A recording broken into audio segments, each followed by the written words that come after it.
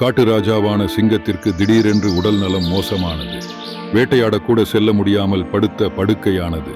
இதை அறிந்த விலங்குகள் ஒவ்வொன்றாக வந்து நலம் விசாரித்து சென்றது. ஓநாய் ஒன்று சிங்கத்தின் கூடவே இருந்து பணிவிடை செய்து வந்தது. அந்த ஓநாய்க்கு அங்குள்ள நரி ஒன்றுடன் பகை இருந்து பக்கத்து காட்டுக்கு சென்றிருந்த நரிக்கு சிங்க ராஜாவுக்கு உடல்நிலை சரியில்லை என்பது தெரியாது. அதனால் அது ராஜாவை நலம் விசாரிக்க வரவில்லை. எனவே ஓநாய் நரியை பற்றி சிங்கத்திடம் தவறாக சித்தரித்தது. சிங்கராஜாவே, உங்களுக்கு உடல் நலம் சரியில்லை என்று தெரிந்தும் அந்த நரிப்பயல் உங்களை வந்து பார்க்கவில்லை.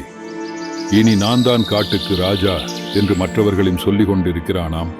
என் காதிற்கு எட்டிய செய்தியை தங்களிடம் சொல்லிவிட்டேன். அவனை நீங்கள் கவனித்துக் கொள்ளுங்கள் என்று போட்டுக் கொடுத்தது. சில நாட்களுக்கு பிறகு காட்டிற்கு திரும்பிய நரி சிங்கத்திற்கு உடல் நலம் பாதிக்கப்பட்ட விவரத்தை அறிந்து உடனே சிங்கராஜாவை பார்க்க புறப்பட்டது.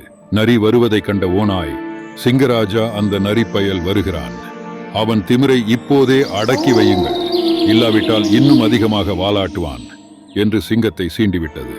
சிங்கத்திற்கு பயங்கர கோபம் வந்தது.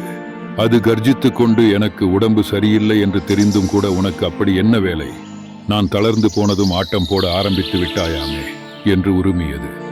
இது ஓநாயின் சதிதான் என்று உணர்ந்து கொண்ட நரி, சிங்கராஜாவே, தங்களுக்கு உடல் நலம் பெற என்ன வழி என்று கேட்கத்தான் காட்டு வைத்தியரிடம் சென்று விசாரிக்க போனேன். அதுதான் தாமதத்திற்கு காரணம் என்றது. ஓ, அப்படியா? அந்த வைத்தியர் என்ன சொன்னார் என்று சிங்கம் கேட்டது. அதற்கு நரி, ஒரு ஓநாயின் தோலை எடுத்து போர்த்தி கொண்டால் உங்களுக்கு நடுக்கமும் நோயும் தீர்ந்துவிடும் என்று வைத்தியர் கூறினார் என்றது.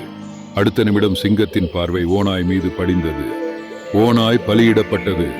அதன் தோலை சிங்கம் போர்த்தி கொண்டது. கெடுவான் கேடு நினைப்பான் என்பார்கள். கெட்ட புதிகாரனுக்கு இப்படித்தான் கேடு விளையும்.